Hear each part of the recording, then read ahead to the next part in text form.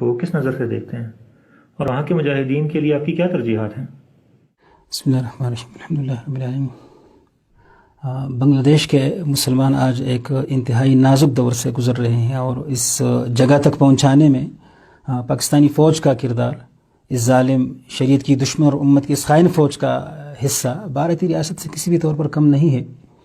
1971 میں پاکستانی فوج کے شرمناک مظالم یہ غیور قوم آج تک نہیں بھول سکی۔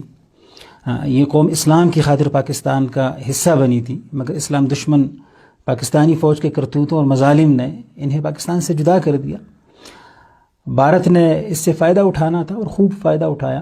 نتیجتاً بنگلہ دیش کی ریاست مکمل طور پر بھارت کی غلام بن گئی ہے۔ یہاں کی فوج، پولیس، عدلیہ اور میڈیا سب آج بھارتی زبان بولتے اور اس کے احکامات پر عمل کرتے نظر آتے ہیں۔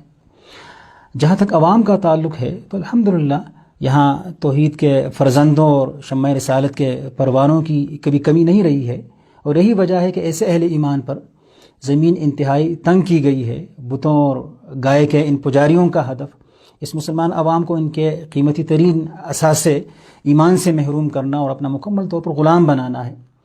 افسوس کہ آج بنگلہ دیش میں چور، لٹیرے، بدتینت، لادینوں اور ملحدین کو تو عزت اور اکرام سے نوازا جا رہا ہے، جبکہ اہل دین کو قوم، ملک بلکہ انسانیت تک کا دشمن بتا کر ان پر مظالم کیے جاتے ہیں اور ان کی تضحیک کی جاتی ہے۔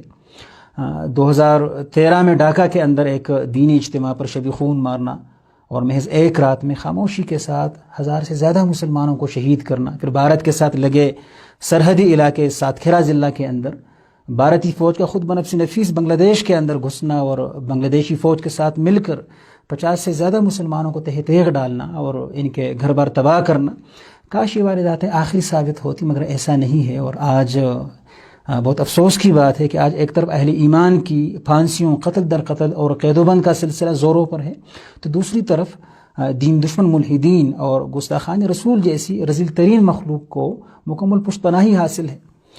غرض طویل عرصہ سے بنگلہ دیش کے مسلمانوں پر ایک جنگ مسلط ہے جو در حقیقت سیکولرزم کے روپ میں مشرک ہندوؤں کی اسلام اور مسلمانوں کے خلاف جنگ ہے۔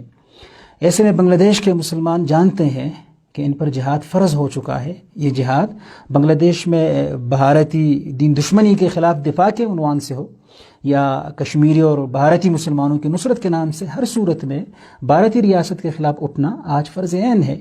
یہی وجہ ہے کہ ہماری جماعت کے نزدیک بھی بنگلہ دیش بلکہ پورے برصغیر میں بھارتی ریاست اہم اور ایک بڑا ہدف ہے۔ آپ یہاں بنگلہ دیش میں موجود جماعت سے وابستہ بھائیوں کے نام کوئی پیغام دینا چاہیں گے؟ بسم اللہ الرحمن الرحیم، الحمدللہ رب العالمین۔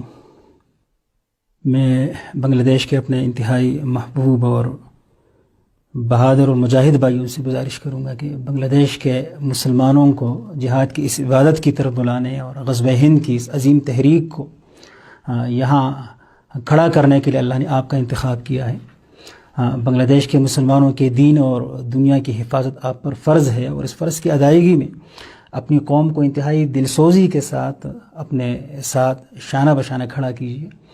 اس میں آپ کامیاب ہوئے تو بنگلہ دیش میں بھی آپ اسلام اور اہل اسلام کی مدد کر سکیں گے، اور کشمیر سے برما تک بلکہ پورے برصغیر کے مظلوموں کے سینے بھی آپ ٹھنڈے کر دیں گے۔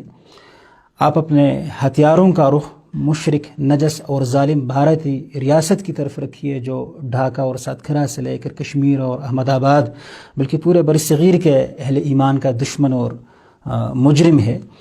اس مشرک اور خسیس دشمن کے خلاف آپ آگے بڑھیے، اور اگر آپ کے اس راستے میں کوئی رکاوٹ بنتا ہے تو پھر آپ بھی انہیں اپنے عمل سے یہ پیغام دیجیے کہ آپ اپنے جہاد، اپنی تحریک اور اپنی دعوت کا دفاع بھی خوب جانتے ہیں۔